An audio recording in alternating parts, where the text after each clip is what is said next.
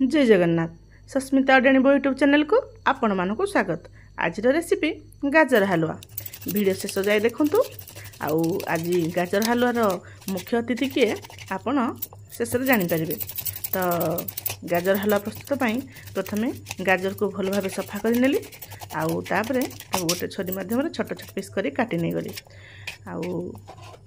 भल भाव पानी सफा करने। सफा करनेला गोटे अलग पात्र को बाहर करदेली। तापर आमर आज रेसिपीटा प्योर घर देसी घी करवा। तो से हल्का टे देसी घी पकईकि आमर काट रखा गाजर को भल भाव भाजी नेली। तापर से क्षीर को मिक्स करदेली। मुझे 3टा गाजर नहीं से 1.5 ग्लास क्षीर व्यवहार करती। आपन जो अनुसार गाजर ने से अनुसार क्षीर व्यवहार करेंगे। तो तापर 2टा सिटी जीवा जाके छाड़देली। तापर बाहर करके किछ समय रखीदेली संपूर्ण भाव गोटे आमर दला मध्यम मिक्स करनेला अलग गोटे कड़े आमर घी टे दी काजू किशमिश को भाजी नेला से पेस्ट को से पकईदेली।